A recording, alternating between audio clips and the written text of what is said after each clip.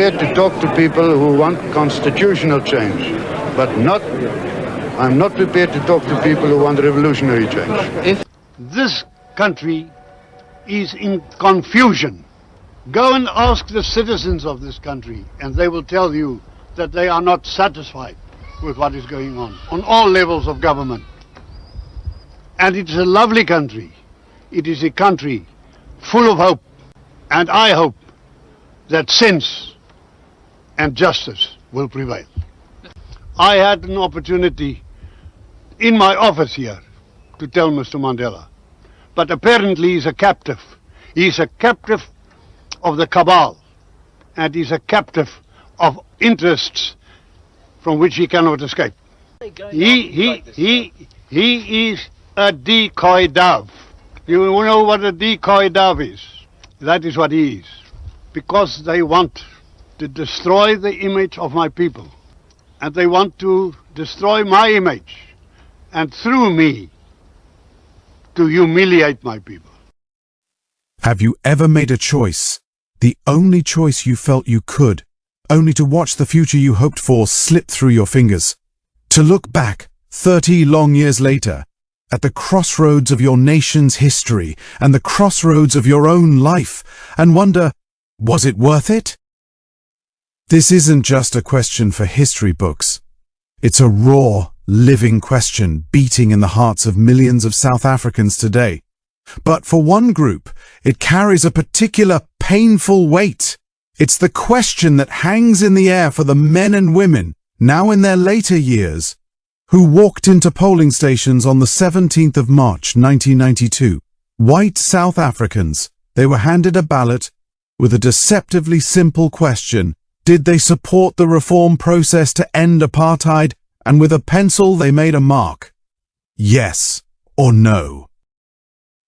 For the 1.9 million who voted yes, it was a vote cast with a mix of fear, hope, and sheer pragmatism. They were told by their leader, F.W. de Klerk, that this was the only way to avoid a bloody civil war. They were shown posters of armed right-wing militants from the AWB and told, "You can stop this man."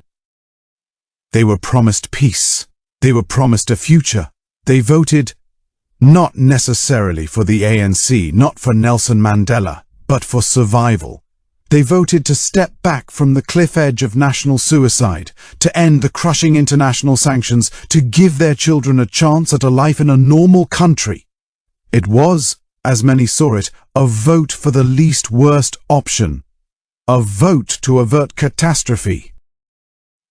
And let's be brutally clear about what that catastrophe would have looked like. A no vote would not have preserved some cozy first world life for white South Africa. It would have been a death sentence for the nation as we knew it. De Klerk would have resigned instantly. The hardline Conservative Party under Andries Troonit would have surged to power, slamming the door shut on negotiations with the ANC. Nelson Mandela would have remained a symbol, but the path of peace would have been buried. The ANC's armed wing, Umkhonto we Sizwe, would have launched an all-out guerrilla war. The world would have thrown the full, unforgiving weight of mandatory sanctions upon us. No trade, no oil, no money, no contact. Our economy, already gasping, would have collapsed. The images wouldn't have been of long voting queues in '94, they would have been of checkpoints, of soldiers in the streets, of smoke rising from townships and suburbs alike. We would have become a Syria, a Lebanon, a Balkan war zone in the African sun. That was the alternative. So, they voted yes. And for a moment it seemed the gamble might pay off. There was the miraculous peaceful election of 1994.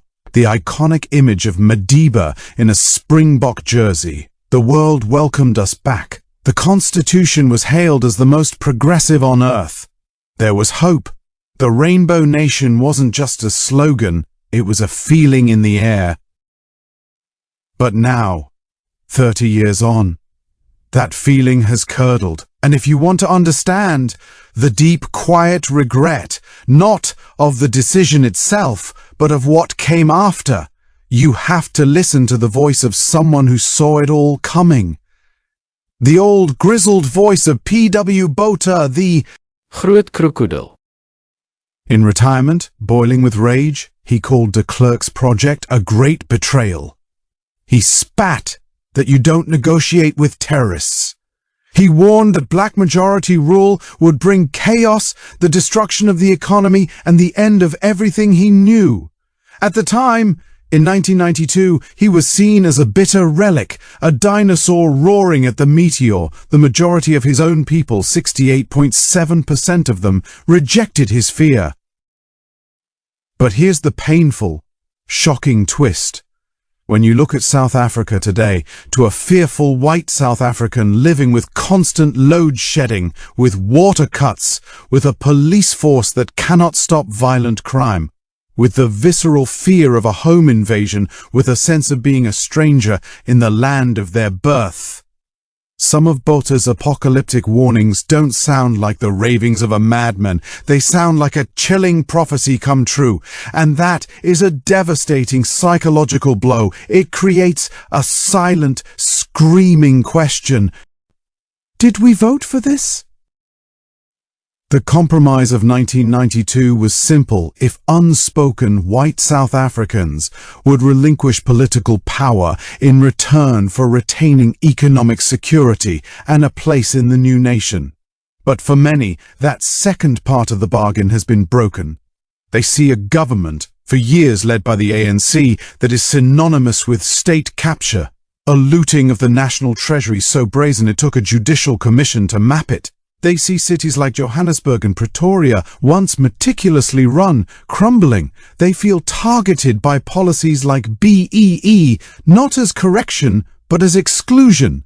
They live behind high walls and electric fences, not just to keep crime out, but to keep a deep-seated anxiety at bay. The peace they voted for feels like a tense, armed peace. The future they secured for their children feels like a future where their children will leave. So, was it worth it? The answer is fractured. On one hand, absolutely. The alternative was hellfire. The moral victory of ending legalized racism is unassailable. The right to vote for all is sacred. On the other hand, for the yes voter who now pays exorbitant private school fees because public schools have failed, who installs solar panels because Eskom cannot keep the lights on, who has a panic button linked to an armed response company because the state cannot protect them. It feels like a hollow victory. They avoided a shooting war, only to inherit a slow, grinding decay. They feel the profound frustration of having done the right thing, the difficult thing, only to feel abandoned by the new order. Their regret is not for ending apartheid that needed to end, but for the dream that was sold and then seemingly stolen. The dream of a normal, prosperous, truly shared country. This is the untold story of the 1992 referendum. Not just the political maneuver, but the human bargain. It's a story of a choice made to avoid a wildfire, only to find yourself living in a long, slow drought. It exposes the raw nerve of promise versus reality. It shows that history's judgments are never clean, and the ghosts of choices past, the ghost of P.W. Botha's warning, the ghost of de Klerk's promise, still argue in the national mind. And this is why your voice matters now. This story isn't over. It's being written in every community meeting, in every frustrated conversation around a braai, in every young person's decision to stay or go.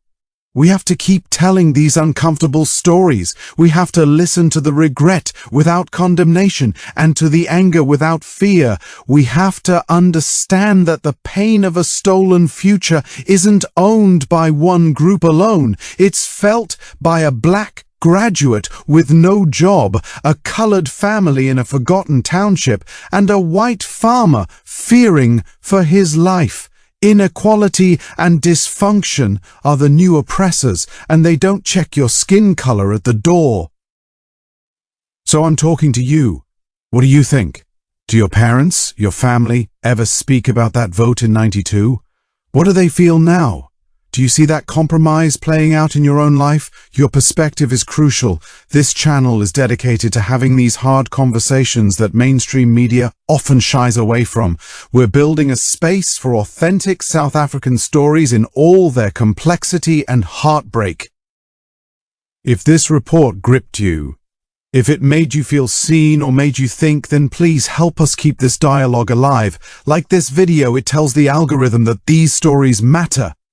Subscribe and hit that notification bell because we delve deep into the issues that shape our nation.